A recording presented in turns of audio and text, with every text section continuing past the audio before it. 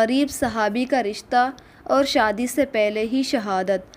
اللہ کے نبی مسجد میں بیٹھے ہوئے تھے، ایک صحابی آئے سعد الاسود اور کہا یا رسول اللہ میری شادی تو کروا دے، میں بہت کالا ہوں اور بدصورت بھی ہوں تو کوئی مجھے اپنی لڑکی نہیں دیتا۔ آپ نے کہا اچھا، اور پھر پوچھا عمر بن وہب بیٹھے ہیں؟ بتایا گیا کہ نہیں بیٹھے، تو فرمایا عمر بن وہب کے پاس جاؤ اور کہو کہ مجھے اللہ کے نبی نے بھیجا ہے، اور کہو کہ مجھے اپنی بیٹی نکاح میں دے دو۔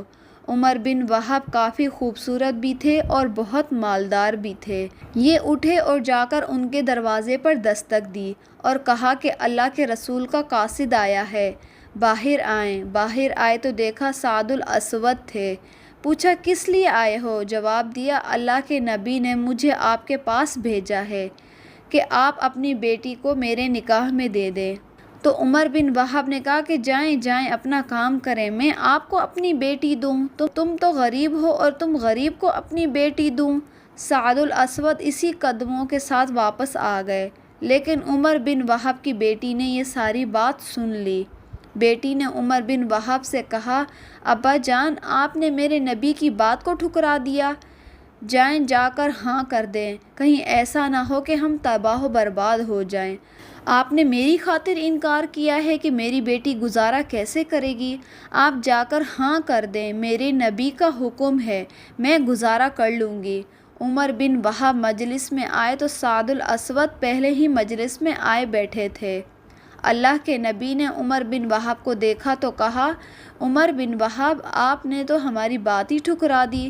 کہا یا رسول اللہ میں نے نہیں ٹھکرائی، میں حاضر ہوں۔ یا رسول اللہ آپ میری بیٹی کا نکاح سعد الاسود کے ساتھ پڑھا دیں۔ 400 درہم حق مہر طے ہوا اور آپ نے فرمایا کہ سعد اپنی بیوی کو لے جائیں۔ کہا یا رسول اللہ صلی اللہ علیہ وآلہ وسلم پیسے کہاں سے لاؤں؟ میرے پاس تو حق مہر ادا کرنے کے بھی پیسے نہیں ہیں۔ آپ نے فرمایا تم حضرت عبد الرحمن بن عوف کے پاس جاؤ اور ان سے کہو کہ اللہ کے نبی نے مجھے بھیجا ہے، وہ تمہارا کام کر دیں گے۔ عبد الرحمن بن عوف وہ صحابی تھے جن کو دنیا میں ہی جنت کی بشارت دی گئی تھی۔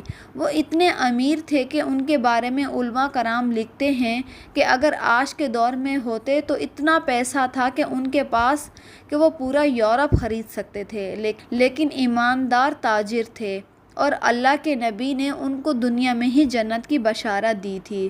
حضرت سعد ان کے پاس گئے، اللہ کے نبی کا پیغام دیا تو انہوں نے رقم کا بندوبست کر دیا۔ 400 درہم سے زیادہ پیسے جمع ہو گئے۔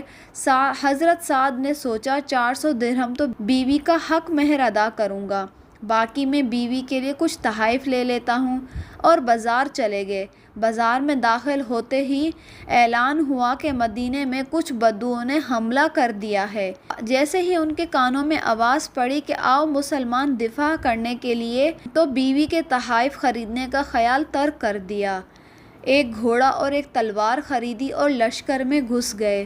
لڑتے لڑتے ان کا گھوڑا زخمی ہو کر نیچے گر گیا اور بدو نے ان پر حملہ کر دیا تو دور سے حضرت محمد صلی اللہ علیہ وآلہ وسلم کی سعد پر نظر پڑی تو سعد کے اوپر لپکے اور فرمایا تم یہاں کیا کر رہے ہو؟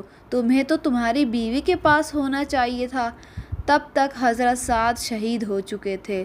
اللہ کے نبی نے سعد کی طرف دیکھا اور سعد کا سر اپنی جھولی مبارک میں رکھ لیا اور آپ کی آنکھوں سے آنسو نکل رہے تھے جو حضرت سعد کے چہرے پہ پڑ رہے تھے۔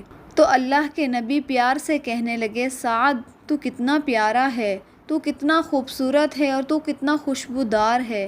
پھر آپ مسکرائے اور فرمایا رب کعبہ کی قسم، سعد حوض کوثر پہ پہنچ گیا ہے۔ ایک صحابی نے پوچھا یا رسول اللہ ابھی آپ رو رہے تھے، پھر آپ اچانک مسکرا رہے ہیں، یہ بات سمجھ میں نہیں آ رہی۔ اللہ کے نبی نے فرمایا میں رو سعد کی جدائی میں رہا تھا اور مسکرا اس لیے رہا ہوں، مجھے سعد جنت کے عالی شان محلات میں نظر آ رہے ہیں۔ سبحان اللہ۔